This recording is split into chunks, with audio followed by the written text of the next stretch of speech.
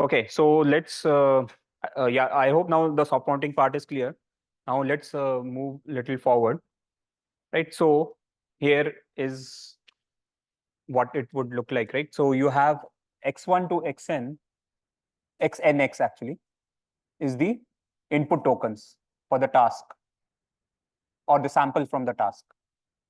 And S1 to SNS are the soft tokens, right? And these soft tokens will have their own embedding matrix, as we just discussed, right? So this goes as input and rest, everything is same. And you only update S1 to SNX, right? Based on the loss function that you're getting. But the thing is, these soft tokens may not correspond to any real words in the dictionary. So they may not be interpretable. Maybe or may not be, but there's no guarantee. Depends on the task and the model and everything, right? But the good thing is here is that it's like ICL, but with dynamic, continuous, differentiable prompt that can be tuned to a task. Yeah.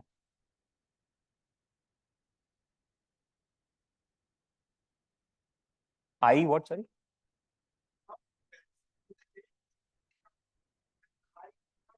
No, I is the sample, ZI is the sample number, but the number of soft token is NS.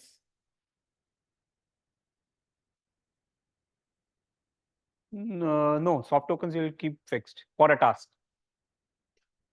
Hmm.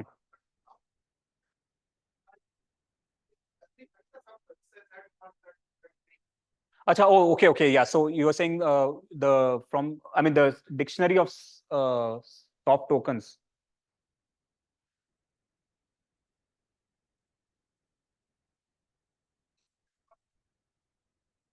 Yeah. Yeah, it will come. Yeah, so yeah, that's a good question. So these are coming from a soft token embedding matrix, right? So from there, you would be picking up things basically. The dimension would be same, but the vector would change. So basically, you have some soft token embedding matrix, right? And you're picking up words, soft words or soft tokens from that, and then putting them into this thing.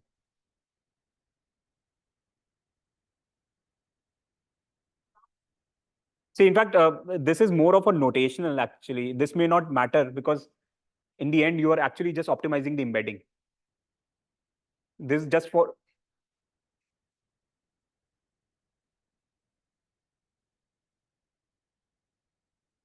prefix. Yeah, you'll have get prefix vector. In fact, okay, we'll go a little forward. In fact, things will change. Actually, till now, what I've been telling is that it is only going as input, but that is wrong actually. It will be going to every layer, and it will be going to only key and value vectors. So what I've been telling so far has been wrong because to explain you, but the actual, if you see actual, if you go into the more details, it's actually at every layer you are adding key to every key and value. So in transformer, you have multiple layers. At every layer you have key value vectors, if you remember, right? In the beginning I told. So you're adding those soft prompts to those key value vectors. What I'm showing is more of an abstraction just to, explain the concept. Yeah, I will come. We'll get to that in a bit in I think 1 or 2 slides. Yeah, and as I also said earlier, right? So this during fine tuning, it will force the model to automatically learn the appropriate context that will be best for the task, right? And this is, as I said, as it was said earlier, task specific, right? So the advantage we don't have to do manually. Prompt engineering is done away with. We don't have to manually find the right set of natural language tokens or instructions to solve the task.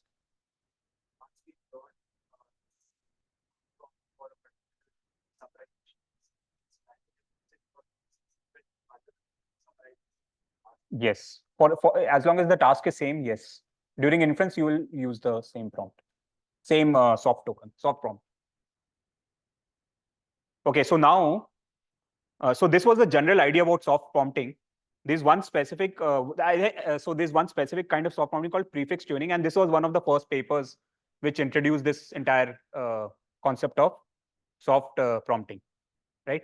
So this prefix tuning, as the name suggests, you're adding some sort of a prefix soft token to the input.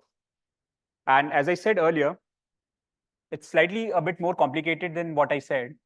So you are basically in prefix tuning, you're prepending a sequence of continuous task-specific vectors to keys and values at each layer of the transformer. Right? So at every layer in the transformer, if you remember, you have a key vector and a query vector and a value vector. So key vector, using query vector, you get the calculate the attention, self-attention. And then you weigh the value vectors based on the dot product of key and query and key. And then you take the weighted sum to get the z vector, right? So now what you're doing is, in addition to the regular key vectors that you have in your pre-trained model, you prefix a soft prompt or a continuous task-specific vector or embedding, right? And then you, during training, you just, so you are just adding, so earlier what I was saying was more for an abstraction. What you are actually doing is just adding this vector and learning this vector from the data itself, right? So here is an example. So this is a task of table to text. So you are given some table, right? Here you can see it's a linearized table. So here you can see like you have some sort of a linearized sort of table, like name. This is the header name, then the entry in the header in the table, then another header type, then the entry, right? So like this, a table which has been linearized, right? So you basically, I mean, you have some sort of a, right? You have this table with some header by h1, h2,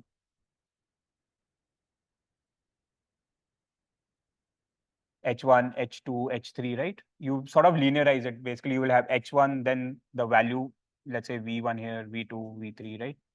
v1 and then some h2, v2, h3, v3, right? I mean, this is one way of linearizing it. There could be other ways also, right? So you linearize this table, and the task is, given this this table, you want to generate the corresponding description of the table in natural language text. So that's the task. So here you have what you're doing is you're adding a prefix token, prefix soft token corresponding to this start table to text at the start of the input, right? And rest of the things are frozen. The rest of the transformer is pre-trained, so you don't touch that. And similarly, for every task, you might have separate prefixes. Summarization will have different, translation might have different, so on and so forth, right? So essentially, this prefix token is sort of a virtual token, right? So it is like the input, a virtual token with obviously which has pre-parameters. So the input is when during attention, during self-attention, the input tokens are actually relying or attending on these prefix tokens to actually perform the task, right? So they are calculating the attention scores with these prefix tokens as well. And since we are optimizing these during, during fine tuning, so these sort of guide the model to generate the desired output, right? So as I said earlier, during fine tuning, only prefix is optimized. And you have one copy of, so basically what you have, your model is frozen. So you have one copy of the model and task specific prefixes are stored. So very small memory footprint. That in fact, depends on different kind of model, but you can have as much as like 1,000 times fewer parameters than fine tuning. So if I had a fine tuning thing, what will happen so okay, let me ask you this question. So if I am doing fine tuning, so is fine tuning task specific or not task specific, right? So that means for every task you'll have, let's say your model is 100 million parameters. So for every task you'll have to store 100 million parameters. If you're n task, then you have 100 times n million parameters, which is like super expensive. But here, you might have a prefix of much smaller length, let's say maybe 10 or 20 or whatever. Now you'll just have to store 20n or 10n, which is a drastic reduction in the memory. Right. So in fact, like for table to text, right? So you might have reduction of as much as like 250,000 parameters. And I mean, I'll show maybe experiments later, right? And so what you see is this is a very modular architecture, plug and play, right? Because your main model is fixed, only prefix is changing. So tomorrow, if I want to do some other task, I'll just take out the previous prefix, plug in the new one. So it's sort of plug and play sort of setting.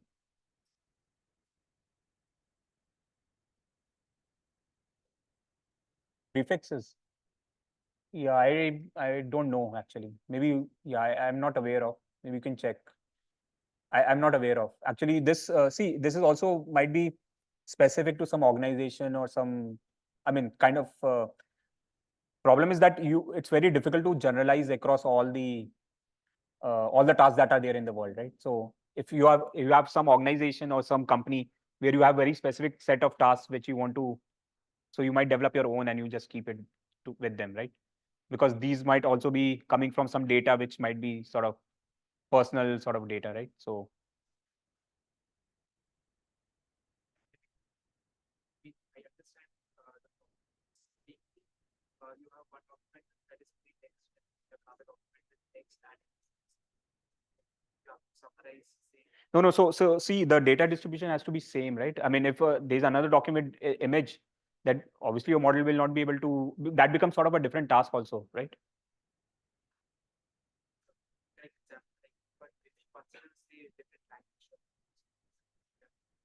No, but this prefix might also be language specific.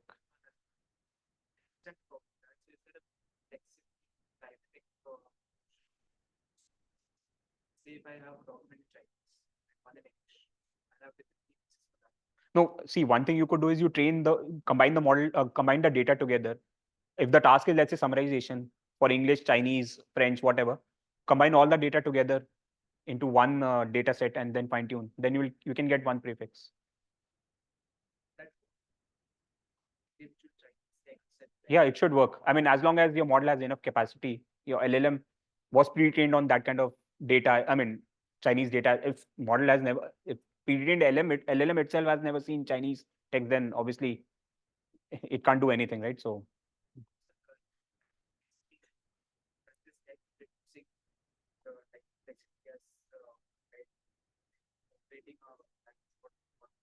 Time complexity in terms of what?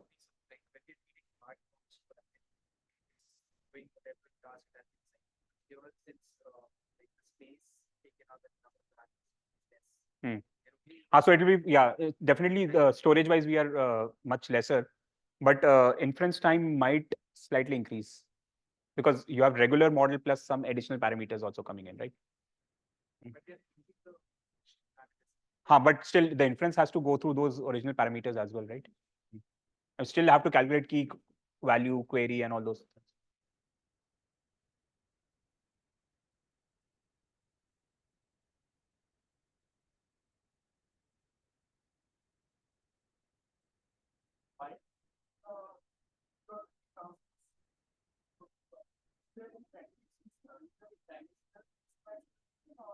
No, then you will adjust according to the W matrix, right? I mean, those things you will take care of during, because in fact, what you could always do is, see, in fact, in self-attention, the number of queries does not have to be same as number of keys. I mean, what you see in transformer, you see that the number of queries and keys are same, but there's no rule which says that it has to be same as long as the dimensionality of the query vector and key vector is matching, right? In fact, a more general transformer architecture is where you have more queries and less keys, or the other way around, right? So the number of queries and keys does not have to be same, but the number of keys and values have to be same, right? Because you'll be taking the weighted sum, right? So, but the number of query and key doesn't have to be same, right? Okay, so yeah, so this plug and play. So in fact, so this is also very good for some sort of like personalization kind of setting where you have lots of customers. For every customer, you train a different sort of a prefix model based on their behavior and patterns, and then you have a specific prefix sort of module for each of them. And this sort of maintains a clear boundary between customers. The data is not being shared across customers, because if you did fine tuning across all the customers, the model parameters get shared, which might have certain privacy concerns, right? So this sort of sort of delineates the things basically. And the other advantage is it allows multitask or multi-user batching. So within a same batch, you could have different tasks, because every task will have a different prefix vector, right? So you can within the during training, you can train multiple tasks together, or maybe you can train multiple customers, or I mean, if you're doing it for personalization, you can have multiple customers together, but each of them might have a separate prefix token, right? So this, yeah, so this, okay, so one thing is why, I mean, okay, we are going to this soft prompt, but why can't we do the same sort of optimization for discrete prompt? Like, I mean, right now I'm adding continuous prompts, continuous vectors as prompts, right? Differentiation is going to be a problem, and the computational optimization is going to be a big challenge, because your vocabulary size might be huge, right? Then you'll have to go, I mean, it will be exponential in some sense, because all the possible combinations of the discrete tokens have to be taken into account. You have to search through the entire space, right? So you, I mean, if you have n words, right? Let's say 1 to till n words, right? So you'll have to try all the possible combinations of n, right? Like, I mean, you might have, let's say, 1, 2 might be one possible discrete set of discrete tokens. It could be 1n, 1k, right? All possible combinations. This will grow exponentially as your vocabulary size increases. So this discrete optimization is intractable, right? So that's why you cannot, I mean, you cannot do it. I mean, all right. And then, and in fact, the good advantage here we have is that this can be used for any kind of task, whether it's generation or prediction. I mean, it doesn't matter. Any task type can be used for soft prompting, right? Okay, maybe let's just look at the intuition behind this. So this is similar to prompting, where you have an appropriate context that is driving the LM in a desirable direction without actually changing the parameters, right? So suppose if I wanted to generate word automobile, I would prepend some sort of words which come close to automobile in the context, right? Like, for example, drive or travel or something, right? That will force the model to generate the word automobile. So here I'm doing the same, but in a data-driven way. These virtual tokens are forcing the model to generate certain specific things, basically, based on the patterns it has observed in the training data during fine-tuning. And same thing can be extended to the sentence level. I mean, right now I talked about was a word level thing where you have predicting the next word, but same thing could be extended to the sentence level as well. Yeah, as I said, like, context can influence the representation of the input, because you have this attention mechanism, right? The context, the attention is also happening over the virtual token or the continuous embedding. So that will influence the representation of the X itself, right? Because of the self-attention. And then and that will pass through the entire transformer and then consequently will affect the Y output, right? Is this clear?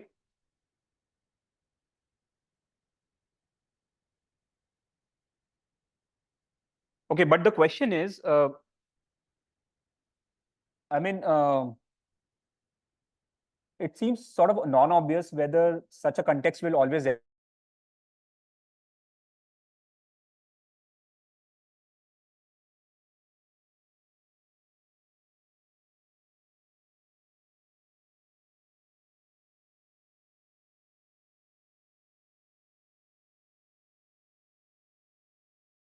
I had to give it to a human, it will guide them to do this thing.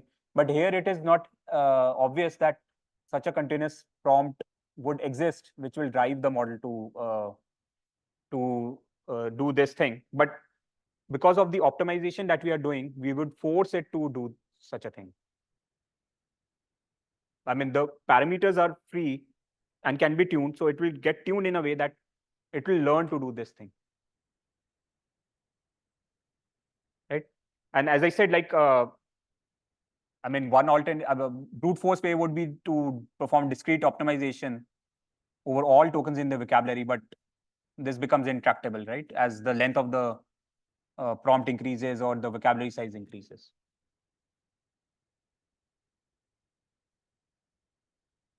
And hence, we basically employ the continuous embedding at each layer,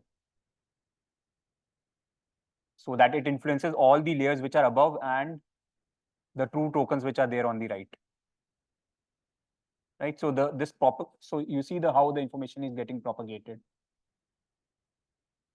Right. Okay, maybe let's just quickly look at the formal description. So you have, let's say, some sort of a generation task, conditional generation task, for example, summarization or table to text, right? So here you can see an example of table to text. You have on the top, you have this table, linearized table. And then the green thing that you see is the corresponding natural language description of the table. And similarly, you have the summarization. You have a article, a long article, and then the corresponding summary of that article, right? So these are the example of the conditional generation task. So input is, it's just a formal description here. Input is X, and is the context, and output is a sequence of the token. Since it's a generation task. So we consider two types of models here. One is auto-regressive language model, and a encoder-decoder kind of model. So in the auto-regressive model, you have this, input-output. So what you are doing in auto-regressive is you are modeling this probability distribution of Y given X, which is the input, right? And this is parameterized by phi, right? So the phi, all the weights in your language model, right? And then suppose we have this Z, let's call Z as the concatenation of X and Y, right? And X IDX is the sequence of indices of X. I mean, see, as you all know that every word has a corresponding index, which corresponds to a row in the embedding matrix, right? So this I guess everyone knows, right? And then so you basically have this X index and sequence of indices for X. Similarly for Y. Here in the picture you can see an example, like you have these different words, which are basically, and this is for, I think, table to text task. So you have these different words, each of them having certain index in the bottom that you can see, X and Y, right? And what so in the transformer, you're learning this H, the activation at every layer, right? And you can concatenate all these activation together, right? And this activation in our case would be composing of the key value pairs, because that's what we are changing by adding the soft prompt, right? The free parameters basically, right? The activation, because the key value thing will, if you remember in the transformer, you were calculating these and all these things, right? So that's what this is. And so what you are actually doing is this, the at time step I, the activation is basically depending on the Z's and all the activations before that time step I. I mean, this is like the auto-regressive language model, right? Z is basically the input-output thing. And at the end, at the output, you are doing a softmax to predict, right? So that's this is like the standard, I mean, prediction that you do in generative auto-regressive model, basically. And same thing could be, I think the setup will be same for encoder-decoder model as well.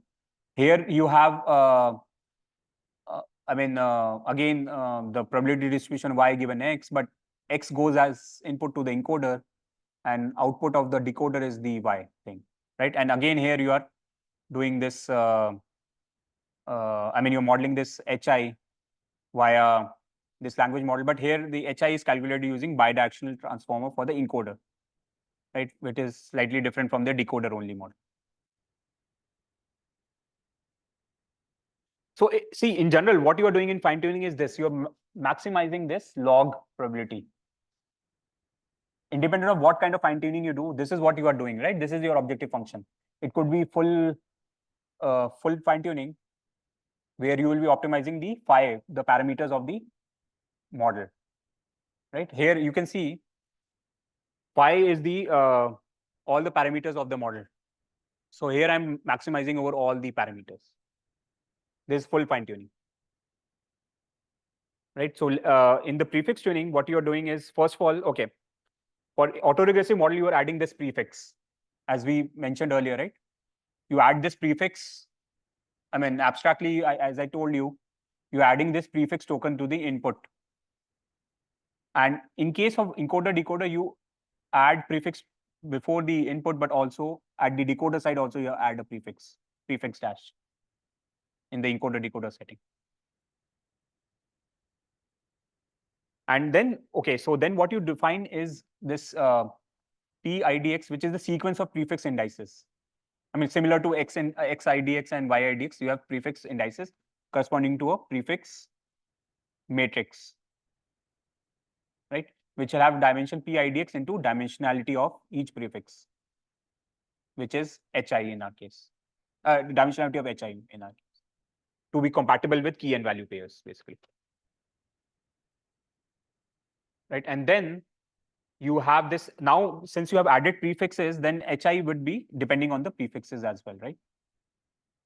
So, I mean, if you are not in the prefix, when you're calculating you are at the time step which is not in the prefix, then it will be the regular language model recurrence.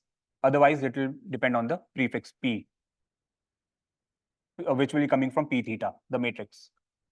Right, now the task becomes slightly different, right? You want to maximize, instead of all the parameters, you want to maximize with respect to the theta, which is the prefix matrix, parameters of the prefix matrix. Right, so now we have changed, and this theta is obviously very, very small then compared to phi. So the optimization is much simpler now.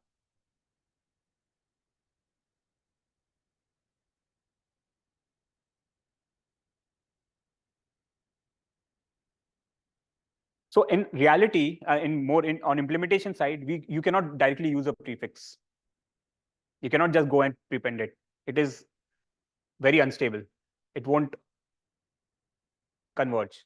So what you do is you pass a prefix to a MLP, because then it tries to bring the prefix into the same space as the key and value pairs. Gives more flexibility, right? And then you basically, the output of this MLP gets prepended, basically, or prefixed, basically, right? And during what you do during training, you train this MLP, but once you have trained it, what you can do is you can basically, this is sort of a reparameterization, right? If you see, and what you do during inference, you can drop all the reparameterize. I mean, the entire thing. You can only keep the P, the output P theta. because that you have learned now for the task. So you don't need the rest of the MLP, right?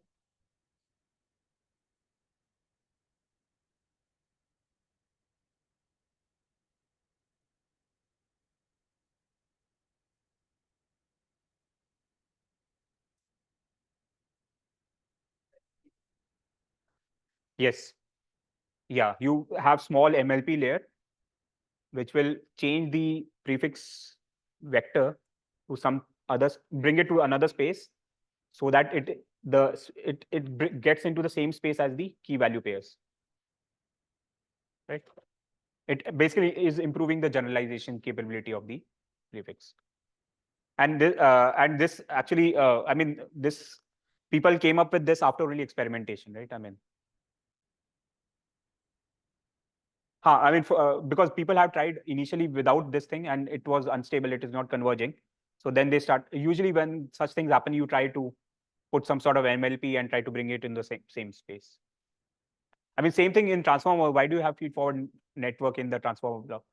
In the encoder block, you see, you have position-wise feed forward network, right? If you don't have, then it won't converge, it won't learn, right? I think the intuition comes from there. All right, so now let's look at some experiments that were done. I mean, when this paper was introduced, right? So in prefix, so they experimented on two things. One was table to text task, and the other is summarization task. And they are like these different data set like E2E, WebNLG, and Dart, right? So this E2 has only one domain, and WebNLG I think has 14 domains, and Dart is sort of open domain. Open domain tables coming from Wikipedia, right? And summarization is this XSum data set, which is sort of a abstractive summarization, standard abstractive summarization data set for NLP.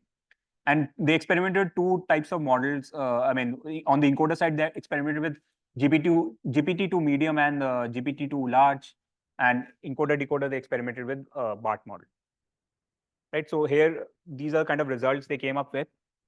So what they observe, okay, first of all, they tried, I mean, I'm going to talk about adapters in the next, in the coming slides, but they compared with the full fine-tuning the top two layers, and then adapter, and then prefix, which is having only 0.1% of the full parameters that are there in the model, right? As you can see, the prefix tuning is effective for table to text task. And in fact, it is outperforming some of the adapters and full fine tuning of top two layers, and is achieving comparable performance to the full fine tuning across all the data sets. We can see this, right? And and I mean, as I also mentioned earlier, this is an effective and time efficient method to adapt GPT-2, right? And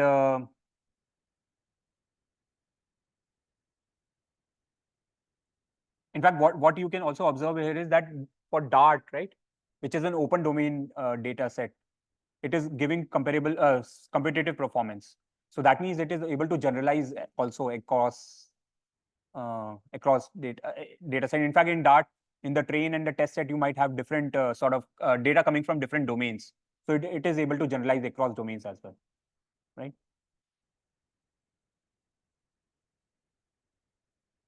So yeah, I think these metrics are sort of standard, like Blue and Meteor and all these. Like these are standard generation or translation metrics that are used, right? Higher the better in general, basically. And similarly for the summarization task as well, we can see that you have full fine tuning, and then you have prefix tuning. So it is okay here. Here it's not coming. It's not able to beat the fine tuning, but it is coming close to the full fine tuning. Right? With 0.1%, you can see it's slightly below. With 2%, it is slightly below, right? Slightly underperforming the full fine tuning. But I mean, see, there is a trade-off, as you can see, right? So one thing is obviously trade-off in the storage and the performance, right? So sometimes you might be okay with slightly worse performance with more flexibility. Suppose you don't have enough storage, you have some sort of smaller compute or smaller device, then you might be okay with, let's say, I have lost in performance by a few points, but I'm still able to do a decent job, basically. Right? And in fact, this XSUM data set, this was done on XSUM data set, which is also sort of a bit challenging because it has a lot more data than table to text. So there, it's possible that there might be some sort of overfitting might also be happening here, right? And I don't know if this is visible. Yeah. So this, okay. So the advantage of prefix tuning becomes actually apparent when you have a low data setting. So here you can see the plot of these scores, right? For both the tasks, table to text and summarization, with respect to the training data size. So as you can see, uh, when the training data set size is small, prefix tuning easily beats the full fine tuning, right? So for smaller data size, it works better, right? Obviously, when data set size gets more, then it may not perform. It may not be competitive with full tuning, but for low data regimes, it's a good technique basically. And this is sort of a practical thing because for many domains you might get smaller data set available. For many tasks you might have only smaller data set available.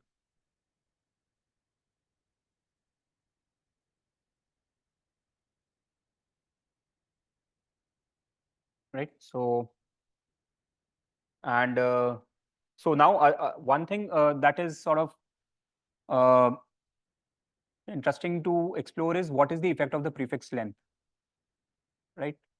So so here we can see, I mean, the comparison. I mean, what happens to the score when you change the prefix length.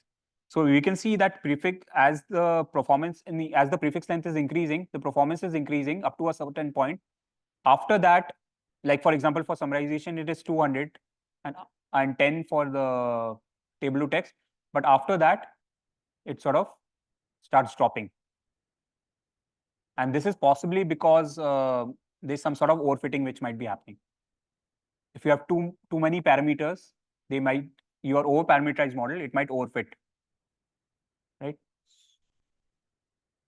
So this is one observation that they showed in the paper, that too long of prefix length may not always work. Okay, so the another setting that you could try is, okay, if you remember, I told I'm adding at every layer, right? These prefix tokens, key value, and at every layer. What if I just add in the beginning when I was explaining the concept? What if I just add at the embedding only layer? So as you can see, if you do it only at embedding only layer, there is a significant drop in performance. So you need to add it at every layer actually. Just adding at only embedding only layer doesn't work well, right? As you can see that the performance is drastically dropping for let's say embedding one, right, which is at the embedding layer where you add only one prefix token, right? And in general, the trend is that the performance of discrete prompting is slightly less than embedding only ablation, and which is less than the prefix tuning, right? So that's the sort of the general trend. So you might ask, like, okay, I am doing the prefix. What if I did infix, which means I add in between? Right now, I mean, I prefix before x and y, right? What if I added between x and y for autoregressive model, right? So here, what they observed was that the performance degrades. So infix tuning slightly underperforms compared to the prefix tuning. And so okay, can you tell me what could be the possible reason for this? Why this might be happening?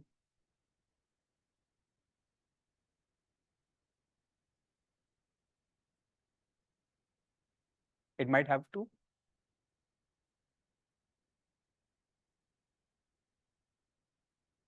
No, no, but you are training on these, right? So why would it confused get confused?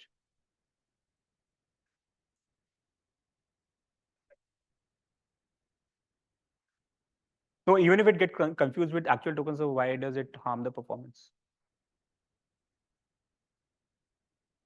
Because of the, yeah, in some way, but can you elaborate a bit more? See, okay, understand this. Suppose I was doing hard prompting.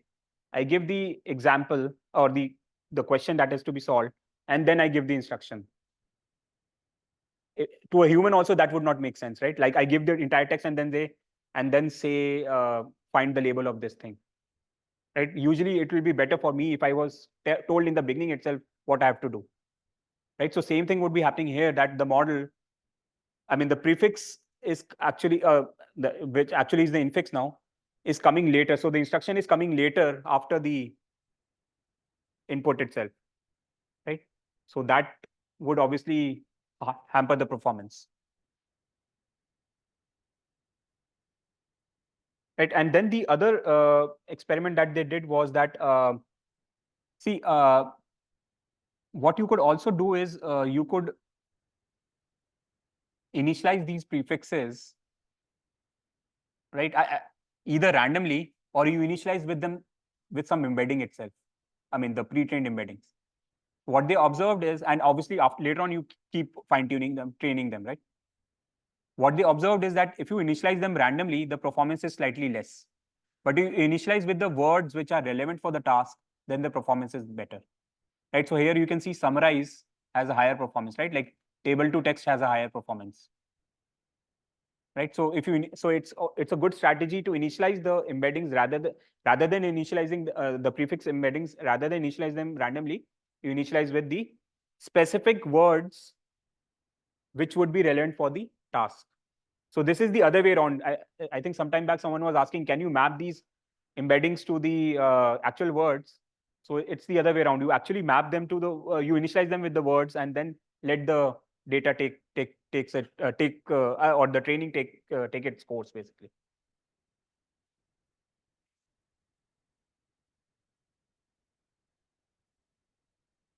So you initialize, so you have an embedding for, let's say, summarize, for example, right? So you initialize with that.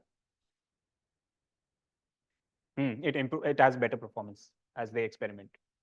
So all these are empirical analysis. I mean, they have done, I mean, you can check out the paper. They have done a lot of these experiment analysis. So I'm not covering everything, but I'm just giving a sort of a high level overview of things. Basically.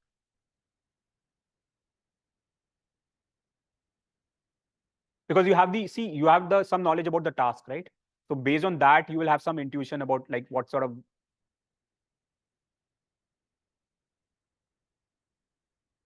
which are relevant to the task.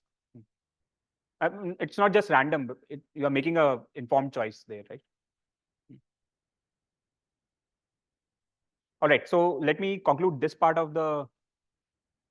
Okay. So yeah, we are running quite behind time. So let me conclude this prefix tuning part, right? So we saw that prefix tuning is a lightweight alternative to fine tuning, right?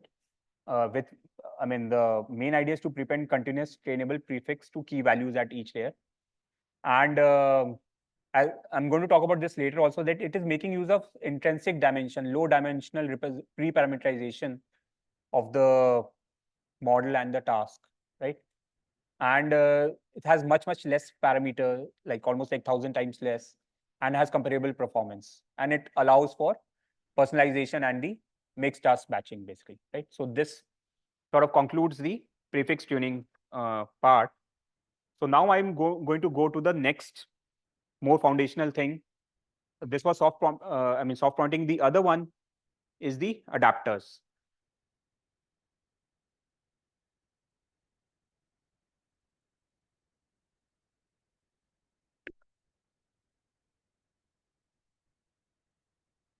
So the motivation for adapters, I mean, when they were introduced, was to address some sort of online setting where you don't have a batch of data, but a stream of data which is coming, let's say example by example, right? So obviously here in this case, you cannot retrain the model for every sample that is coming, right? That is a super expensive operation.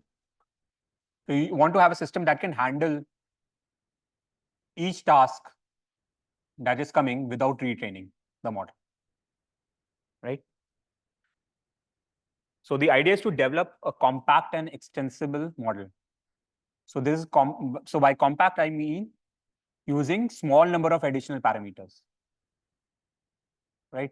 Much smaller than the total number of parameters.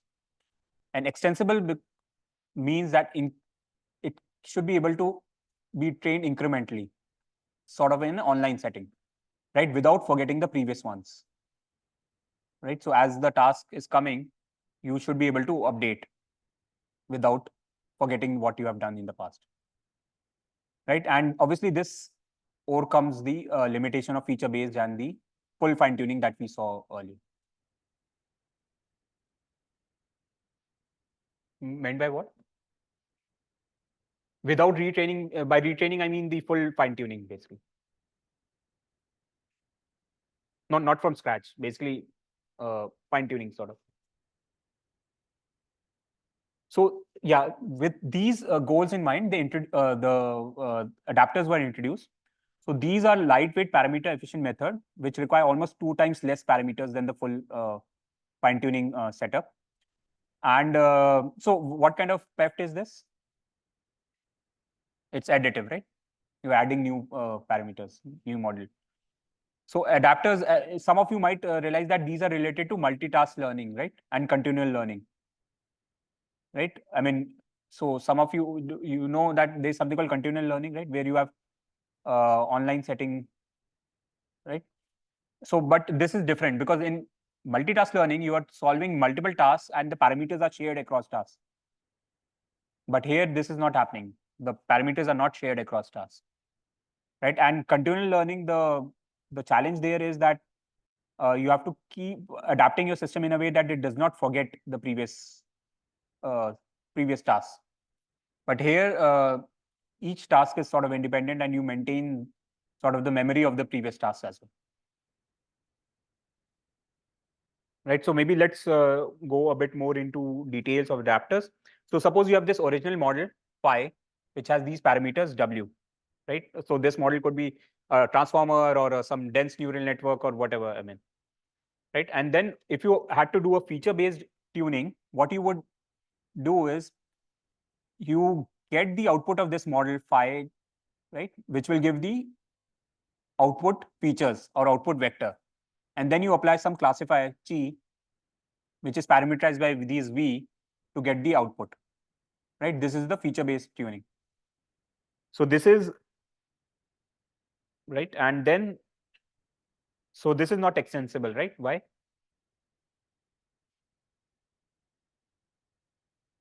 Why is it not extensible? Sorry, what? Task specific, right? So if you see the definition, right? For every new task, I mean, this you cannot do it in incremental fashion, right? And then full fine tuning would be where you change the parameters of the model. W becomes W dash, but the dimensionality or the number of parameters is still the same, right? Earlier you had W, now you have W dash, but the dimensionality, not dimensionality, the number of parameters, the cardinality of W and W dash is same, which is obviously a very expensive thing. And obviously this is not compact, right? You have same number of parameters. But in adapters, what is done is we learn a new function, xi, which has the original parameters W, but in addition, you introduce small set of parameters V, right? And this is such that the initial value of V, the small set of parameters, when it is 0, it is same as the original model. So when you zero out your new additional parameter, it becomes the original model itself in the initial during initialization, right? And the other thing is that this V obviously has to be much smaller. The cardinality of V has to be much smaller than the total number of the original number of parameters, right? I mean, that's why we would use this. Otherwise, it same, then there's no sense, right? We could just do fine tuning, right?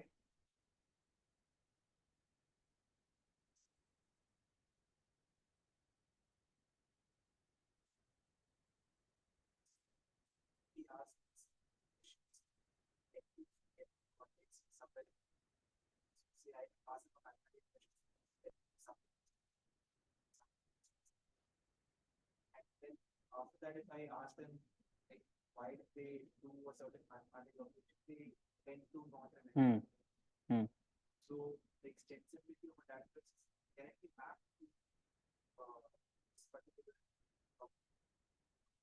Yeah. Yes, in principle, yes. So basically, see, what you're saying is also like sort of different kind of task you're giving to the GPT, right? So based on the task, so we'll see like these adapters are sort of small modules. So based on the task, you can switch different to different adapters and then solve the task.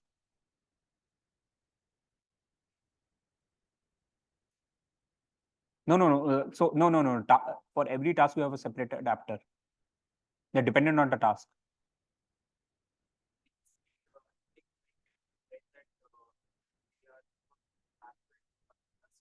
They can be, yeah, you can see, you can keep your base model same and you can change the adapter. So consider adapter as a small module.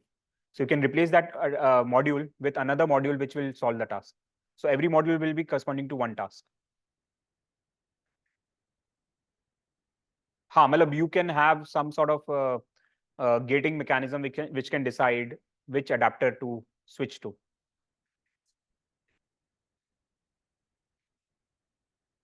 No, but see what you are actually, yeah, what you are asking is also slightly different question. What you are asking is more about also the context, right? So that is also depend on the context length. So if model doesn't have enough context length, then obviously some forgetting would happen, right? So, but what I'm talking about is slightly different. I'm talking more about the task level thing, basically. All right. So this is the sort of the general, abstract overview of the adapters, right? So you have original parameters. You add new small set of parameters v, but with the condition that when you initialize these v with 0 or 0 out c, it is close to the original model itself, right? This is how your adapters are, right? So we'll look into the exact architecture in just few slides. And then, so what, this just to give you idea about like what sort of performance these adapters give. So if you see, this is change in accuracy with respect to the fine-tuned model, full fine-tuned model, right? What is the, uh, assuming that if you fully fine-tune the model, that is like the ground truth, the performance is ground truth. With respect to that, if suppose you fine-tune only top layers and then the other is you fine tune using adapters. So you can see that adapters are coming close to the full fine tune model. You can see it's almost close to 0, right? So the difference between adapter performance and the full fine tune model is almost same. The performance is same. The difference is 0, as you can see on the orange line, right? So read this accuracy delta as the difference between the performance of this particular model and the full fine tune model. So you can see if you just fine tune top layers, there's a drop in accuracy by -10. But for adapter, it's 0. So it's almost close to fine tune model, right? So, but the good thing is that adapter tuning is requiring 2 orders of magnitude fewer parameters than the uh, top layer fine tuning, basically. Even top layers would be expensive if we had a big model like GPT or something, right? And it's coming at in fact, its performance is same as the full fine tuning, right? Which would have billions of parameters. This will be much lesser number of parameters. So few properties that are worth mentioning about adapters is that, as we just saw, they attain good performance, right? And it permits training on tasks sequentially. That sort of online setting where you don't have access to all the data sets at the same go, right? And it adds a very small overhead of additional number of parameters.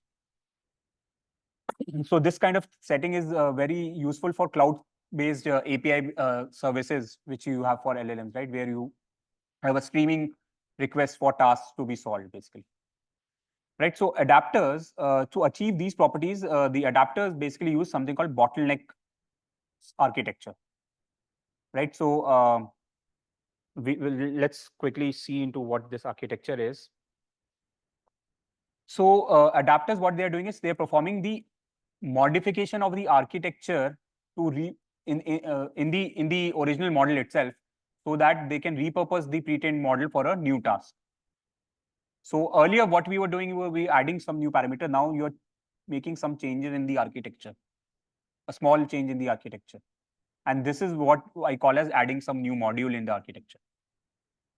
Right? So here you can see, basically what adapters do is they are injecting new layers into the original model. So if suppose you had this original pre-trained LLM, in between these LLM layers, you are adding small modules.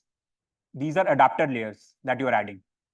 Obviously, the original model, network is the weights of the original network are frozen during fine tuning or training, and only the adapter layers are updated, right? And obviously, these adapter layers have much less parameter than the entire model layers, basically, right?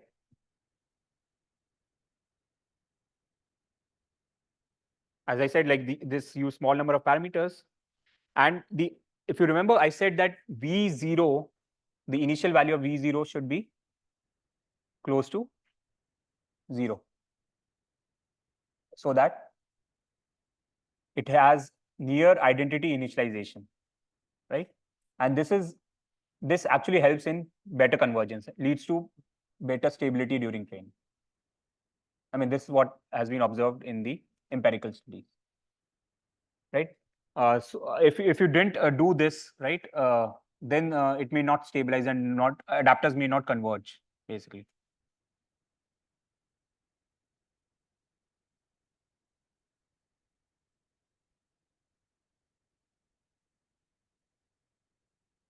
So what also has been observed, like if your adapters don't have near identity specialization. So by identity specialization, I mean like this yellow things that you see, these blocks should become like in the beginning should be sort of identity function.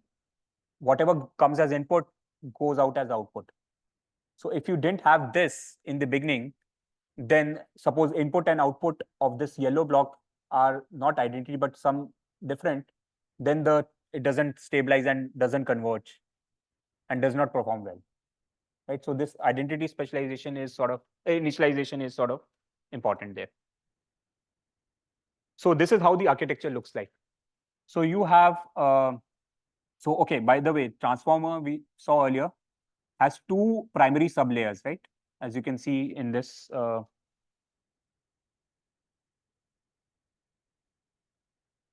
so my cursor is not visible. Okay. So here you can see, right, transformer has two primary sublayers. One is the attention layer and the other is the feed forward sublayer, right? These are the two main layers, sublayers in the transformer, right? So now both in what you are doing in adapter is you insert, see, look at the place where I've inserted, where these adapters are inserted, right? So, okay, in the original transformer, you have these layers and also you had this kept connection and the residual connection, right? So now what you're doing is you're adding two adapters in a serial fashion, one after the other. One is after the multi-head attention, and the other one is after the MLP layer, right? So you can see the adapters have been placed strategically. You don't place it just randomly anywhere. If you remember, I told you additive PEFT, the modules have to be placed strategically. And this is how they are doing it. And obviously, they have tried out other combinations as well, and they didn't work. So this works out well. After the multi-head attention and after the MLP. And this adapter layer itself is, if you look at the architecture of the adapter layer itself, right, it has basically a MLP layer or the feed forward layer, right, which first down projects the input to a smaller dimension. So this is a bottleneck which is created. and then up projects it to the original dimensions. So this reminds you of which kind of architecture?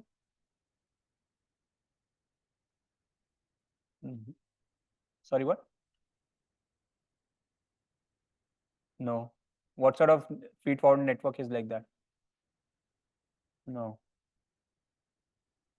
Autoencoder. Have you heard about autoencoder? So in autoencoder, you do this, right? You map from, you have this bottleneck, right? You map from larger dimension to smaller dimension and then back to reconstruction, right? So something similar is happening here. But one thing to note here is you also have a skip connection. So this skip connection is making sure what is this skip connection making sure? Identity initialization, right? We in the beginning these feed forward both up layer and down layer are going to be 0. So this takes care of the identity initialization.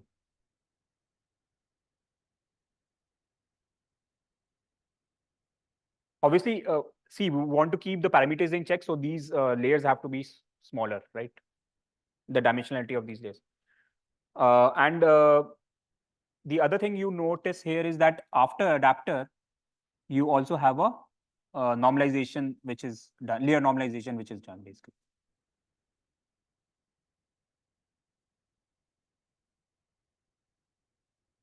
And I already told that it has this bottleneck architecture, which I mean, the downsampling thing that is happening basically.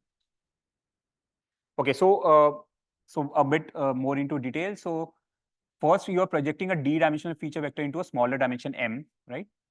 And then applying a nonlinearity and then projecting it back to d. So the total number of parameters you are introducing is 2 times md plus the dimensionality and the m, right? And if if you're downsampling to much smaller, right, almost like 0.5 or 8% to 8% of the original, then you have a drastic reduction in number of parameters, right? Oh, this is lunch. Okay. So, yeah, what time is lunch? 1 to 2. Okay. Yeah. So maybe let's pause here. So we can start at 2 then, right? Okay. So let me just finish this slide and then we will go. Just 3 more minutes basically. Right. So yeah. And then the other thing is, yeah, I already mentioned this is a skip connection, which makes sure you have identity thing, right? And one more thing that they did was that along with these adaptive modules, they also trained layer normalization parameters per task.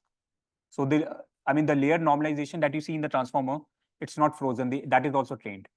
And this is sort of an empirical thing that they found that also helps in improving the performance. Without this, the performance was not that great, right? So you have both, like the adapters being updated, parameters being updated, along with the layer normalization parameters.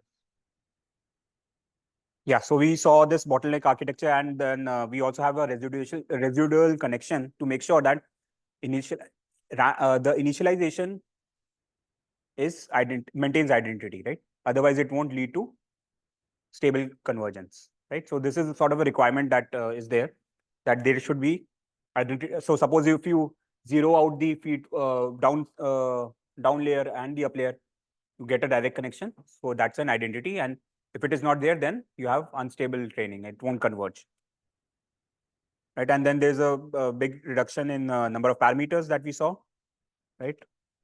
Okay, now look at some of the experiments. Yeah, so this, I mean, lots and lots of experiments have been done. I will just be showing some of the prominent ones.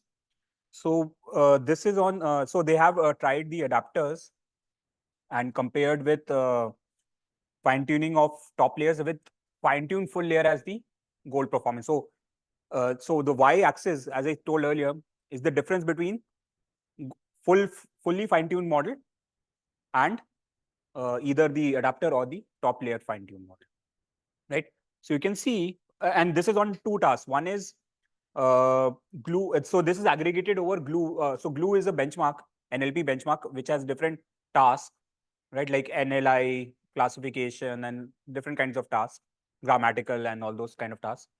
So this is aggregated, averaged out over all the tasks, the glue one.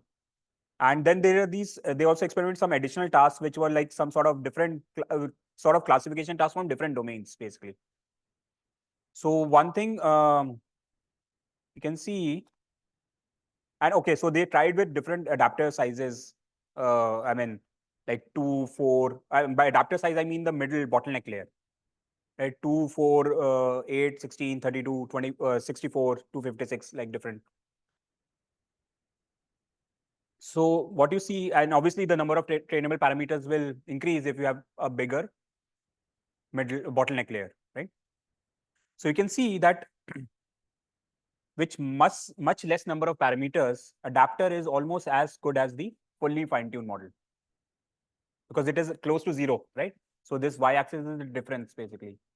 So it is close to 0, and compared to fine-tuned top layer model, I mean, fine-tuned top layer model reaches almost full fine-tuning model after the number of top layers has increased, the number of parameters has increased, right? So adapter seems to be very efficient, and at the same time has sizes of 2 orders of magnitude fewer than fine-tuning, right? So full fine-tuning would be much bigger, right? And this is across all the tasks, basically. And glue has like lots of different tasks, right? And yeah, so this is one experiment they did, and then the other one was on MNLI dataset. So MNLI is multi-genre NLI. So how many of you are aware of NLI task? Oh, no one is aware of NLI? Okay, so NLI, so the task in NLI is like you're given some premise, which will be some statement, and then you will be given a hypothesis, and you have to tell whether the hypothesis contradicts the premise, or does it supports the premise, or neutral. Basically, it doesn't matter, basically, right? So for example, premise might be it is raining today, right? And hypothesis might be I will be carrying an umbrella, right? So hypothesis in this case supports the premise. And suppose it is the premise was it is sunny weather today, and I had a hypothesis I will be wearing snow boots. So it sort of contradicts, right? So this is the NLI task, and M is the multi-genre. So different genres, different domains, this sort of premise, hypothesis, data set comes from, right? So, and they did this experiment with BERT base, right? So BERT base has around like I think 12 layers of 12 transformer encoder layers. So you can see, and also another thing that they did was, instead of changing tuning the adapter parameters, they just tuned the layer normalization. Rest everything was static, everything was frozen, right? So now you can see in this graph that layer normalization, although has obviously has less number of parameters, but the performance is also very bad, right? The accuracy is quite low. Whereas adapters with less number of parameters, it is achieving almost similar performance as the top fine-tuned layers, right? So it's quite efficient.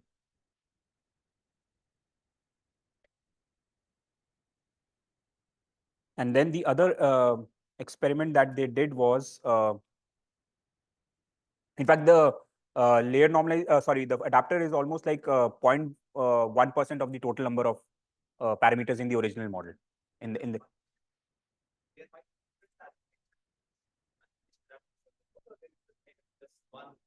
No, see, in general, adapters should work in principle to all the architectures. They experimented with, in this case, BERT base. And lots of variations have come. So adapter was one of the few papers, and if you remember, I showed this taxonomy. So in the adapter section, there were like tons of different other types of adapters. Because see, the architecture, if you remember in adapter, you see, right? So the way you are inserting adapter, it's at some strategic locations, like after the multi-head attention and then after MLP. But I mean, this may not be the only strategic location, right?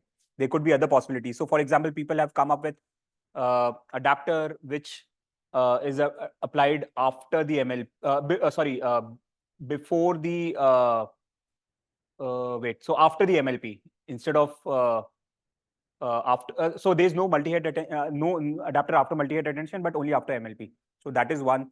And then also within the adapter also, I mean, this is like a downsampling kind of thing, but you can also have some sort of a layer normalization within the adapter also. So that is also another kind of architecture people have tried. So all sorts of things that have come. This was the first paper which introduced this thing. So that's why I'm covering this, because rest everything is sort of derived from this.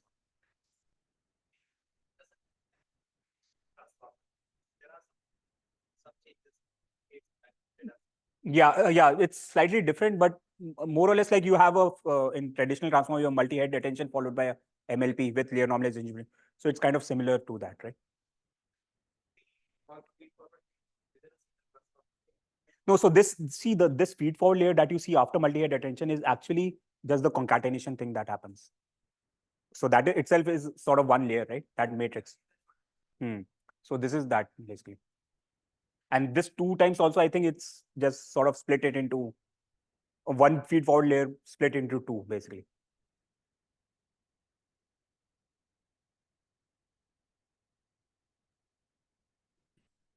Yeah. So then the other okay. So now the question, I mean, see, there are a lot of, as you were also asking, there are a lot of different things which can be there, right? So one question they asked is which adapter layers are influential, right? I mean, you are putting adapter layers at different in different parts of the transformer, right? In every encoder layer, you are putting these adapters. So now the question is, which ones are influential, right? So what they observed, so here they have plotted this sort of heat map between the first layer, I mean the first encoder layer which has adapter, and the last encoder layer which has the adapter, right? So if you remove, what is the change in the performance basically, right? So what they saw is that removing single layer adapter only has a small impact on performance, right? I mean, if you just remove one, and in fact, smaller the layers which are down below in the transformer, if you remove adapters in those, they have much lesser effect on the performance compared to the layers which are higher up in the transformer, which sort of is a bit intuitive also, right? The higher up layers might be more task oriented and more semantics oriented, right? And also what they observed, as you can see, so okay, these adapter layers, the feed forward layers in the adapter, they are initialized using a Gaussian, right? With a zero mean and some standard deviation. So what is the effect of change in standard deviation of this initialization, right? So what they observed is that is more or less robust to the standard deviation, right? Uh, but only after like 10 to the minus 2.01, the performance starts degrading for this other data set, COLA. So COLA is basically a syntactic task where you check whether the sentence is grammatically correct or not, right? I think it's called corpus of linguistic acceptability, where they have some sentence, and the task is to predict whether there is a grammatical mistake or not, right? So yeah, these are some of the observations that they observed. Like, see, overall, removing some layers, adapters from some layers does not affect, but each layer is sort of contributing a little bit to the performance, right? So obviously, if you remove all the layers together, adapters from all the layers, then obviously performance goes completely down. But otherwise, each one is contributing a little bit.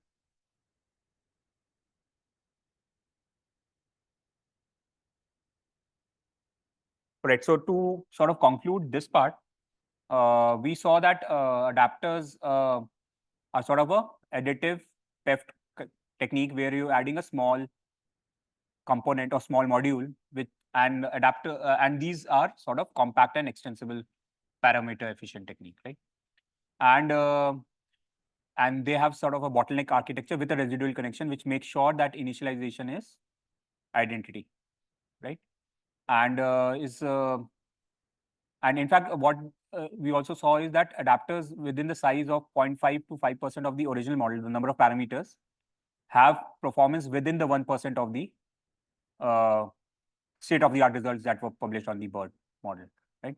So it is coming close to the state-of-the-art for the BERT model, basically. Right. So any questions on this part?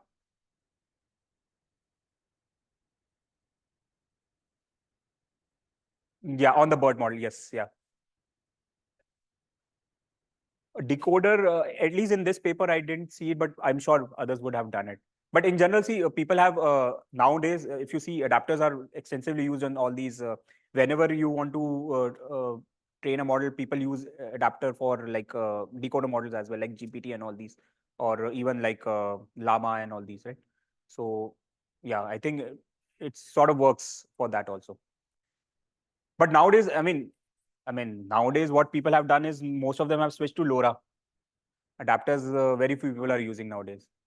It's mostly LoRa, which is which is giving uh, even better performance basically. Right. So now, actually, now given that, now let's move to the final sort of part of the talk, which is low rank adaptation or LoRa. Right. So LoRa will, as I show, tries to overcome some of the disadvantages or shortcomings of the things that we have seen so far. Right. So first, like, let's maybe look at the adapters, right? We just saw adapters, right? So adapters have their certain disadvantages or shortcomings, right? See, adapters by design are having a small bottleneck, right? So having a small, which means they have a small number of parameters, right? Less than 1% of the original model. But this has a problem basically. First of all, see, the one advantage that you get in all these transformer architectures is the parallelization, right? This parallelization helps to train faster and also inference is much faster. But in adapters, they have to be in sequential order. If you remember in the architecture, there's one after the other. So that sort of hampers the hardware parallelism and increases the latency during inference, making it slower. Right. So that is one problem. And in fact, latency can be quite high as 30% actually in case of online setting where you have a short sequence as input for inference, right? So here you can see this heat map. So here you have, in fact, here I showed two different adapters, adapter H on the top and adapter L. So these are like two different variants. Adapter H is the adapter we saw earlier. I mean, what we just saw. Adapter L is a different kind of adapter, which is a variant of adapter H, right? So here in the, you can see as we are changing the sequence length, right, and the batch size, right? The okay. By the way, this just a second. This so this this is for different sequence length of the input basically, right?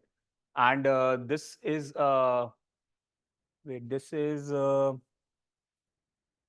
just a second. I forgot what is this R.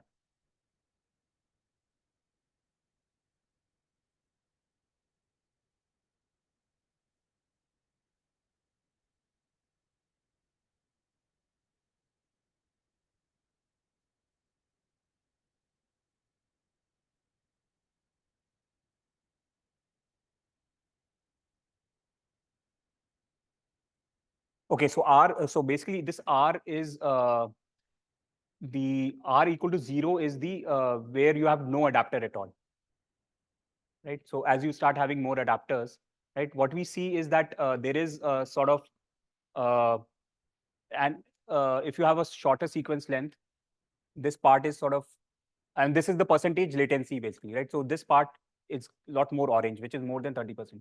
So the latency increases when you have a shorter sequence and more adapters. So that is the problem with adapters.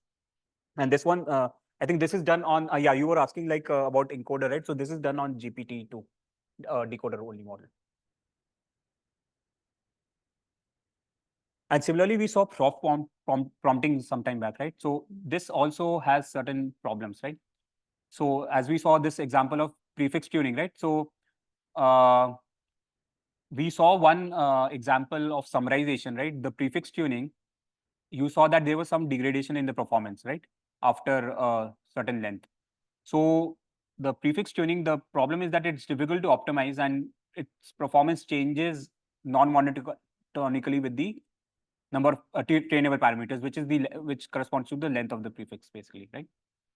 And also, if you're adding the prefixes, then obviously you're sacrificing on the length of the input that can go in there, right? Because I mean, of the context restriction on the context length, because things scale quadratically in this case, right? And also we saw that it may not always outperform fine-tuning baselines. I mean, in the previous when we were seeing the summarization results, it was slightly below the fine-tuning baseline. And there's obviously some sort of trade-off between efficiency and quality or the performance that is happening in prompting. So now to overcome these, people have tried to come up with different sort of techniques, PEFT techniques, right? So before I talk about that, maybe just sort of a quick refresher, right? So I guess everyone is aware of SVD, singular value decomposition, right? So in SVD, the idea is that you are given some matrix A and you want to factorize or decompose that matrix into two orthonormal matrices U and V and a diagonal singular matrix, right? So so this, and in fact, what can happen is like the matrix is such that most of the data might be contained, or most of the representative part of that matrix might be contained in the upper singular values only. So this upper part. So this means this is the, by the way, the rank of the matrix is the, what is the rank of the matrix in SVD? Number of non-zero singular values, right? So in fact, what can happen is for some matrix, the rank might be much, much lower than the actual size of the matrix, right? So for example, here, we have this full big matrix. These are the only non-zero singular values. So actual data might be residing on a much smaller subspace, basically, right? So this, so keep this in mind. This will be useful later when we talk about LoRA. Okay, now coming to LoRA, low rank adaptation. So LoRA is based on some sort of something called intrinsic dimensionality of an objective function, right? So the intrinsic dimensionality of objective function is the minimum subspace or the minimum number of dimensions that would be required to solve the or optimize the objective function for a given performance, right? So you want certain performance, and so there's a trade of how much smaller dimensions you can go to achieve that performance. So suppose if you go to very, very low dimension, obviously we will not be able to achieve high performance. But there is somewhere in between where you have a sort of a much smaller subspace or smaller dimension, but the performance is still as good as the full full parameter space, basically, right? And there have been works which have shown that pre-trained language models, when you're training a model, you're updating the weights of the model, right? So these updates are actually have a smaller low intrinsic dimension, which means not all the weights would be relevant for a task. Only a small subset of the weights or small subspace is actually contributing to the prediction or the task, basically solving the task, right? So that means the intrinsic dimension is low of these updated weights. So now LoRA is based on this hypothesis. It proposes that change in parameters during fine tuning also has low intrinsic dimension, right? So that, see, in general, these large language models are huge. They have a huge number of parameters. So not all parameters might be relevant for a task. Only a small subset might be relevant. And this is what this tries to make use of, right? So the idea is that you are given some weight matrix. Let's say you have a pre-trained weight matrix, right? During fine tuning, what you're doing is you're updating the weight matrix, like you have W, and during fine tuning, it will get changed from W to W plus some delta W, right? The weights are getting updated. So what you're doing is this delta W, what you could do is you can assume that this delta W, since because of this intrinsic dimensional property, low intrinsic dimension property, this delta W might be a low rank factorized matrix. Like as you saw in SVD, a matrix can have even a full-fledged matrix would have a low rank. I mean, only some singular values would be non-zero. Rest, most of them might be zero, right? So similarly, based on this concept of intrinsic dimensionality, the updated weights delta W can be factorized into two matrices, B and A, as you can see in the diagram, right? And this B and A have much smaller rank, right? So B, you can see the dimensionality is D cross R, where R is much smaller. So original dimensionality of matrix is D cross K, right? And D and K might be large, right? But what you do is you factorize and then go to a much smaller dimension via this smaller rank R, right? So that's the general idea of for LoRa. And this is what is called as reparameterization. You are reparameterizing the update weight delta W in terms of these low rank matrices, A and B, right? Any questions? Is this clear?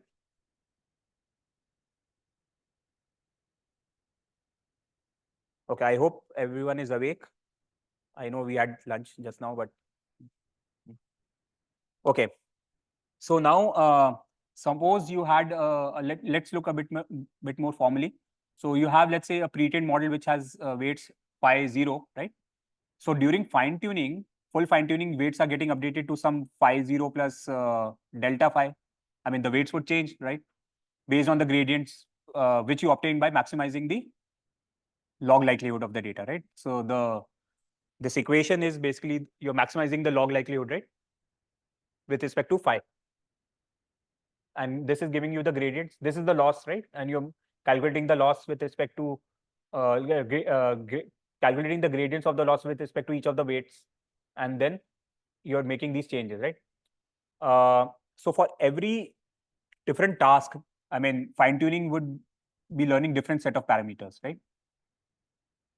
But the problem is that all of these fine-tuned weights, delta W, will have same cardinality as original W, because every weight is getting changed or updated, right? So this is computationally expensive, right? So in LoRa, the idea is that delta phi, which is the update, actually is, it's not full-fledged delta, full-fledged phi, but a smaller version of smaller sized parameter, smaller sized matrix, which is parameterized by theta. So delta phi is actually delta phi theta, function of theta, right? Where theta is much, much smaller than the original weight matrix, or original weight, original dimensionality, or original number of parameters, phi 0. So now the optimization problem changes a bit. So earlier you were doing this, phi 0 was getting updated to delta phi. Now you have phi 0 getting updated to delta phi of theta. So now you're not optimizing phi. Phi was the entire weights. Now you're optimizing with respect to theta, right? And obviously theta is much, much smaller. So the optimization problem also is much simpler and faster. Instead of full-fledged parameter space of a billion parameters, now you have gone down to maybe like few hundred parameters, right? So that's the intuition, right? So for example, GPT-3, if you had to try it, it will have how many? 175 billion parameters. Obviously, I mean, that's a huge space. Optimizing in that during fine tuning is almost like you will need huge amount of GPUs and parallelization and all those things, right? But I mean, if you could do this with just 1% of the or even less than one, maybe 0.1%, so then that is easily doable. So the main, as I said earlier, also pre-trained models have some sort of low intrinsic dimension, and then what you do in LoRa is you update the weights also to have a low intrinsic dimension during fine tuning. So this, by the way, this task specific fine tuning I'm talking about. So for every task, we will be doing fine tuning. So now suppose your original matrix was W0, right? D cross R, right? And then what you do is you will update your W0 with some delta W, right, during fine tuning. But this delta W is actually factorized into two matrices. And these are low rank factorization, B and A. B is D cross R and A is R cross K. R is much, much smaller than D and K, right? Which means these are very low rank, right? And then, yeah, so now your update basically becomes W0 plus B into A, right? And similarly, I mean, when you apply this during forward pass, it will become, I mean, you multiply with the input X, right? W0X plus delta B into AX, basically, right? So in the diagram, you can see there's a sort of a parallel module which has been added. This is sort of frozen pre-trained weights. Now you have these modules which are getting updated. But the constraint on these is these are low rank. The weight matrices are much smaller, right? So that's the sort of the mechanism behind. Yeah.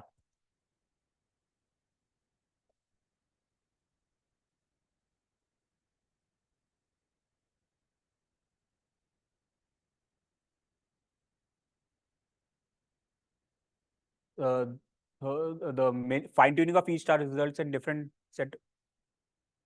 So see, when you're doing fine tuning, right? So you're updating full fine tuning. I mean, all the parameters. So you're updating every parameter, right? So if every parameter is getting updated, so then the cardinality of all the parameters that are getting updated will be same as the original number of parameters, right? So suppose you had W1, W2, W3, three parameters in the model. During update, each of them is going to get updated. So now the updates that are delta, which are going to get added to each of these parameters, will also be the same number of thing as the original weights, right?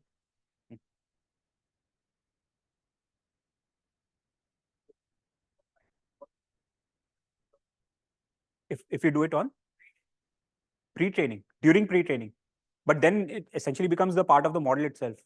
Why would you do during pre-training?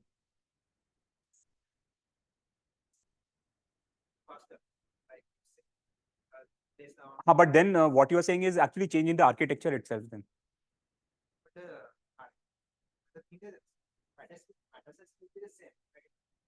No. See, I'm applying LoRA on the updates, not on the actual weight matrix. So if you're saying that the weight matrix itself you factorize during pre-training, that means the architecture has changed. Then you have some sort of autoencoder kind of architecture.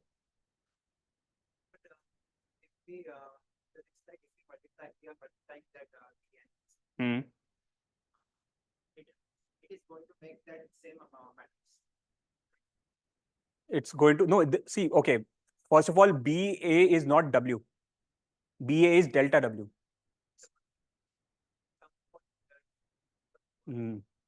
No, it should not be, right?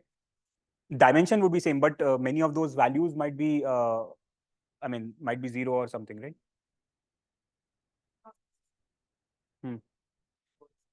Okay, maybe I'm not getting your question. So you are saying, we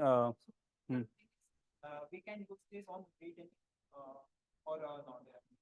No, but my question is, why would you use it during pre-training? Because it's faster, like you just said, that this computation, we needed less computation. Right? Okay, few things that you should note. First, the hypothesis is like low intrinsic dimension, right? So low intrinsic dimension is specific to a task. When you're doing pre-training, you're not doing a task-specific pre-training. You're doing in general sort of unsupervised learning. The task will be predicting the next one. Predicting the next one. But then in that case, then the model may not generalize to all other things, right?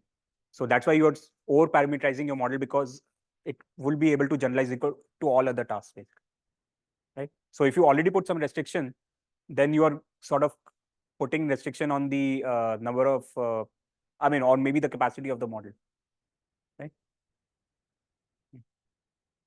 And see, in general, during pre-training, you want you to be a sort of a generic language learner, right? So, and that's what has shown, like, over why the model sizes are increasing, because people have realized, because there are these scaling laws, as more and more parameters and more data and more compute is going in, the performance is improving, right? And so if you clip that, then as per scaling law itself, the performance will go down. Generalization performance will go down.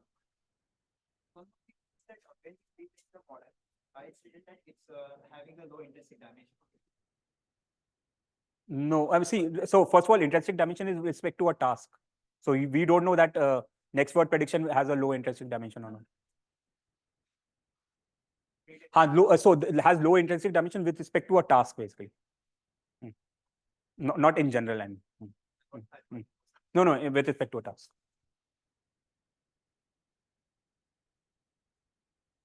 Yeah. So now, so this is how you do LoRa. So you have this parallel path, right? So you have a pre-trained model, which will be lots of layers, lots of parameters. You just plug in this LoRa components, A and B, two matrices, weight matrices with low rank. And then during fine tuning, you just update these weight matrices. Rest everything is frozen. So these will be frozen. Only these are going to get updated during the back propagation of when you're fine tuning on a task. During back propagation, only these are going to be get updated. Right?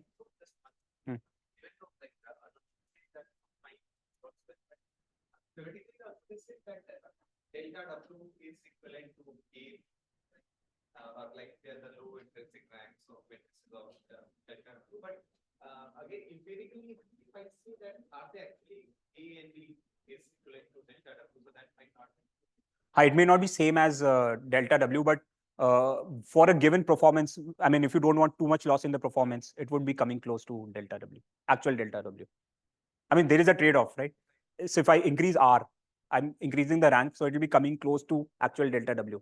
So there is a trade-off between how much performance you want, or how much loss in performance you want, and how much rank you want to sacrifice. I mean, how much compute you have or storage you have, basically. My question could be like this rephrase question. Suppose it might have happened that they have first come to the architecture, right? And then they have said, this A into B is equivalent to delta W, and then they talk about in terms of LoRa. Intrinsic dimension. Right. No, but no, I think it's the other way around, because this intrinsic dimension thing paper came much earlier than LoRa. And there people, there at that time, the concept of LoRa was also not there. And people were just experimenting with fine tuning of these BERT and all these a bit bigger transform model. There itself, they showed that the intrinsic dimension is low. So from there, that intuition. So I think intrinsic dimension paper might have come in 2020 or 2020 or 2019. And this came much later, right? 22 or something like that. So, yeah. Empirically, it's not necessary that they will be orthonormal matrices. No. There's no guarantee. Yeah, not necessary. But why do you say it should be orthonormal?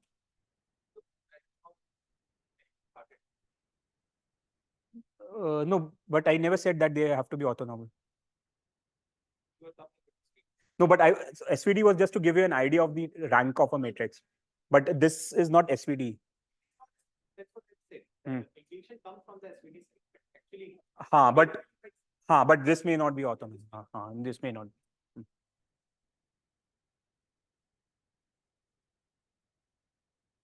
Yeah, actually, I'm just wondering, like, what if it is orthonormal, what will happen if?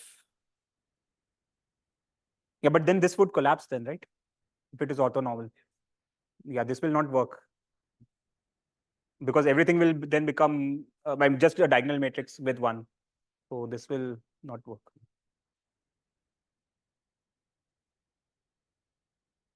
Update rule.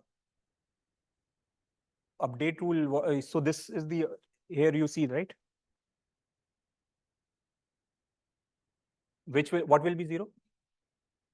So see, but this will be 0, but you are updating the parameters. I mean, see, in a neural network, if you initialize the weights to 0 and you keep changing the learning rate, it still start learning, right? So same thing will happen here. Just what it happens in a neural network. Right? People have shown like you start with, in fact, many times starting with 0 weights also gives better performance, right? So same thing will happen here.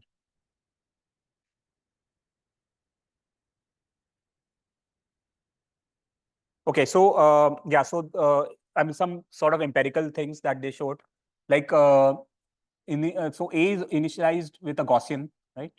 And B is initialized with 0. The reason being that in the beginning of the training, you want delta W to be 0, stable performance basically, right? So that path doesn't exist at all, the parallel path that we were saying in the beginning. And slowly it starts evolving based on the task. And subsequently, we scale the delta W by alpha by R, right? So this is like a learning rate. Like, and alpha is a function of sort of, usually what they have done is alpha is some constant times R, right? So then this sort of helps us to, does away with sort of hyperparameter tuning of alpha. Empirically, that's what they found, right? So as, we can see that LoRa is sort of a generalization of the full fine tuning. So if I change R, right, by setting R to the full rank, then essentially it becomes full fine tuning only. So there's an entire range going from very low R to full R, which will make it same as full fine tuning, right? And the advantage is that you don't have, obviously R in practice would be smaller, so you don't have to accumulate gradients for the entire full rank matrix, much smaller, right?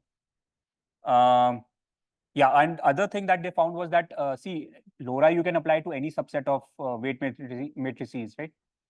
But in the transformer, they applied only to the attention weights, right? And this was mainly, and in fact, they have written in the paper, it needs to be a more of a future study that what is the effect of applying LoRa on the MLP layer and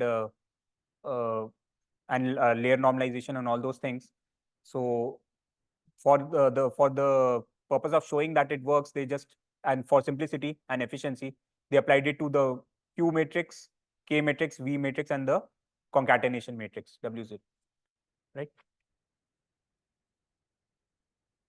So LoRa has certain advantages. So one is, see, your model is remaining, the base model is fixed. You're not changing, right? So you can share that model across tasks. What you have to change is much smaller A and B matrices, right? So it is sort of modular, right? You just change A and B matrices, and you are ready for a new task, right? And then training is much more efficient because you are not calculating gradients for all the parameters, and you don't have to maintain optimizer states for all the parameters. Just need to do for a small low rank matrices, right? And there's no inference latency. That's the biggest advantage, because now you have merged delta W into W, right? W plus delta W is now your new parameter.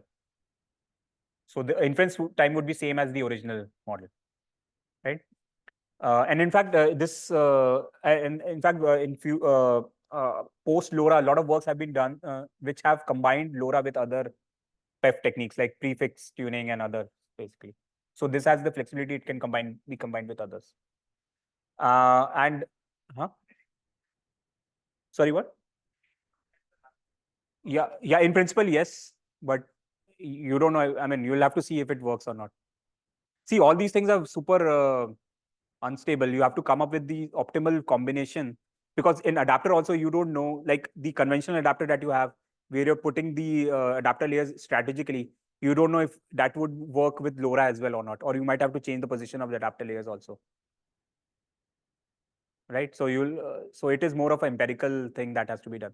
But in principle, yes. Yeah, and so yeah, the biggest advantage is that memory-wise and storage-wise, you don't have a big overhead there.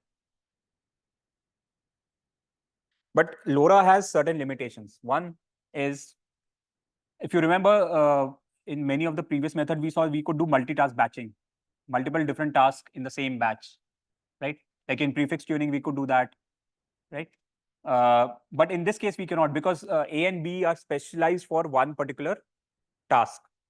So within the same batch, you cannot have, if you wanted to do, you could, but it will come at a very big overhead and cost, where you will have to change A and B according to a particular sample in the batch, and it will be much more complicated, right? So it is not straightforward, basically. to have different A and B in the single forward pass. So now, yeah, let's quickly look at the results now. So they did, I mean, okay, you can check out the paper. They have done lots and lots of different experiments on different models and tasks. So the prominent one was this one, which is on GPT-3, which is 175 billion parameters. It's a huge model, right? So they've experimented with two tasks. One is Wiki SQL. So the task is text to SQL. Given text query, can you convert to a SQL query to retrieve data from a database, relational database? So this is the task of Wiki SQL, and multi-LNI is same as, I mean, I told you MNLI, right? So we're multi-genre NLI, right? So few things to note here. First, they compare with fine-tune model, prefix embedding, prefix layer, and adapter layer and LoRA, right? So if you see for prefix layer and prefix embed, right? You see it increases till certain prefix length, and after it drops. After that, it starts dropping. The orange and the green line below. For both the tasks, it is happening. And we saw this in the prefix tuning as well, right? After certain prefix length, the performance was dropping, possibly because some overfitting might be happening. So same thing they observed. Now, if you look at adapter, right? For as you increase the number of parameters, it is sort of increasing, but after a certain time, it starts decreasing again, right? And if you see the full fine-tune model, right, it is like way there. I mean, way in the corner, which means it has very good performance, but the number of parameters is like huge, comes at a cost. Now, if you see maybe I can show here. If you see, this is the LoRA. It's more or less almost reaching the performance of the full fine-tune model very early on, like almost at, so there's a log number of parameters, by the way. So it reaches much earlier, almost similar performance, or comes close to that for both the tasks actually, right? So you can see there's almost 10,000 times reduction in the parameters with almost similar performance. That's a huge, huge benefit, right? And that's the reason nowadays, if anyone talks about fine-tuning LLM, they mean they are doing LoRA. And in practice, LoRA works out very well across all the models, GPT, Llama, Mistral. So whenever if someone says that they are doing fine-tuning, it implicitly means they're doing LoRA fine-tuning, right? Yeah.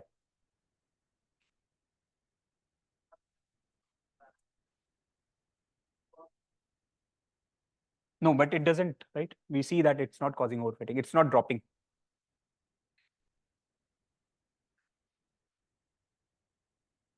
No, but you also have LoRA weights at every layer, right? Not just one place. I mean, had it been just one layer, then yeah, possibly it would lead to overfitting, but you're putting it all the layers, right? And this GPT-3 has, I don't know how many, 38, no, I don't know, 80 layers, or I don't know how much layers. Does anyone remember how many layers does GPT-3 has? Seven, I don't know, some huge number of layers, I guess. Right. So, okay. So then the other, okay. So they explored a little bit more. So one thing that they explored was, given budget constraint, which subset of weights in the transformer should we apply LoRA to maximize performance, right? So, I mean, if you remember earlier, I was telling that they mainly applied it to all the attention matrices, right? So here they experimented like two ranks actually. One was rank 8 and in fact 3, rank 8, rank 4 and rank 2. So what you can see is, and they applied two different matrices Q, K, V, 0, O, W, O.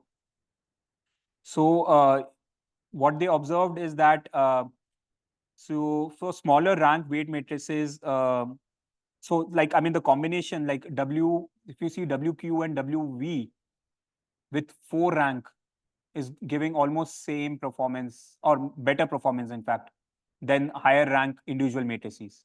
So in general, combination of matrices with low rank gives better performance than individual matrix with higher rank, right? So in fact, with rank 2, which is much, much smaller rank, with all the matrices together, it's even giving similar performance for, or even slightly better in case of multi-NLI, right? Then the other thing is, now the question is, what is optimal rank? What is optimal R, right? I mean, this is, see, this is something sort of a hyperparameter which has to be set, right? So they experimented with different ranks, and so they say that, I mean, okay, there's no clear-cut result here, but smaller rank with more matrices seems to be having a decent performance, basically, right? Like, for example, rank 4 with Q and V is almost giving similar performance with higher rank, or even slightly better with higher rank and single matrix, right? So all these are sort of empirical, and these are for these tasks. I mean, it's not, there's no guarantee that it would, I mean, the trend might be same for all the tasks that are out there, but these are for some small subsets of tasks they did. So now the question is, which I think someone was also asking, what is the similarity? See, we have this intrinsic dimension which is there, right? So what is the subspace similarity between different rank matrices, right? So does the bigger rank matrix subsume the smaller rank matrix, right? And they use something called a Grassmann distance. I'm not going into detail. It's a way to calculate the similarity between subspaces. So it's some metric between 0 and 1. So higher is better, higher is more similar. So if you can see here, so these are the, for different QV, QV and, I mean, the updates in Q and V. And so if you see that, and they apply, so this R is the rank, right? 64 and R equal to 8. And I and J are the columns in these weight matrices, delta W, right? So if you see, they compare different, I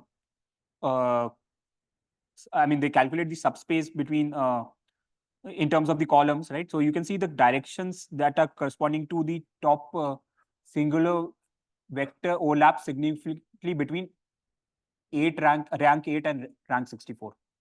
So there is some sort of subspace within the bigger space, right? And in fact, if you see rank 1, right? Sorry, of dimension, subspace of dimension 1, it's almost coming same as the within these rank 64 dimension 1, right? So there is some sort of subspace subsumed in the another subspace, right? And then the other question I think someone was asking, does the update weight correlate with the actual weight matrix, right? So they did, again, they use, basically what they do is they project the weight matrix, the update matrix delta W onto the weight matrix using SVD, as you can see here, right? Or so, and then they see that delta W has a strong correlation with W compared to any random matrix. I mean, if you just project on some random matrix with respect to that, you can see that for random matrix is 0.02. With respect to delta WQ, it's 0.32. That's a huge gain, right? So, and in fact, low rank and the amplification factor is quite big for rank 4, which is suggesting that what is happening is that delta W is amplifying certain features in the original matrix W, which were sort of little dormant. But for certain tasks, those features are more important, so those get amplified, right? And other features which are not relevant, they remain dormant, or they get sort of diminished. So basically, this LoRa is forcing certain features relevant for the task to get more amplified. Yeah. Yes. It's automatically learning from the task itself, which are relevant for the task. Because if you want to get the same performance, you will need to have those features, the important features, right? So these, yeah, this is sort of an interesting property that is happening. Like, see, this weight matrix W, it's huge. It has lots of things, dormant and non-dormant. Now, this LoRa is automatically able to force things which are dormant but relevant to be amplified, and things which are not relevant to be either diminished or remain as it is. Right. So this is sort of a kind of a very beautiful result which is coming out there. Yeah, and see, I mean, there are a lot of questions. I mean, if someone wants to do research in LoRa, I think there are a lot of open questions that can be explored here. And so they have also, if you check out the paper, they have not solved all the ablation studies. So many things are out there. I mean, if you want to pursue research in this direction, I think there's a lot of scope here. So to conclude this part, yeah, I'm almost done now. I'm also out of time. So we saw that LoRa provides efficient and fast method of model adaptation, and so reduces. I mean, inference latency is not there, and context length is not reduced like as it was in happening in prompt tuning, right? Soft prompting, and it is sort of a modular and plug and play sort of architecture, right? You can easily change the LoRa weights with another LoRa weights for another task. And main idea is that the task has low intrinsic dimension, and you try to exploit that using a low rank factorization of the update matrix.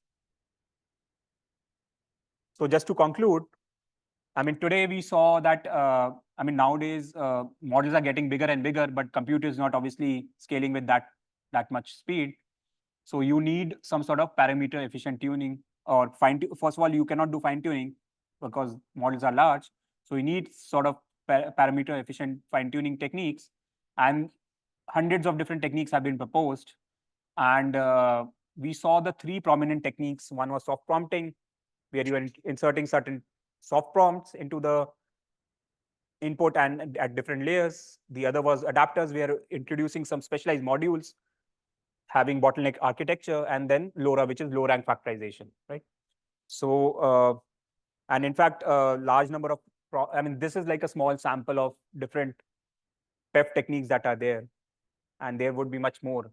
And but all of them would be sort of falling under these like additive, reparameterization, selective adapters, and these kind of things. So now, if you understand these basic techniques, then others are sort of easy to sort of grasp. So I put some references. I mean, you can check those out. And yeah, and also, before I go there, so I have also hands-on exercises. You can check out this link. I mean, you just have to type tiny URL and /PEFT hands-on. So this will provide you the hands-on exercise where you can try all these techniques that we covered. So this has these soft prompting. You can implement. You will be implementing these adapter, LoRa, right? And they are different. I've in fact included two other types of LoRa, ADA LoRa and I3A. And yeah, and in soft prompting, I've included prefix tuning, and there's another variant called P tuning, which is also included. So you can check these out and try these exercises on your own, basically, right? Yeah. Okay. Thanks.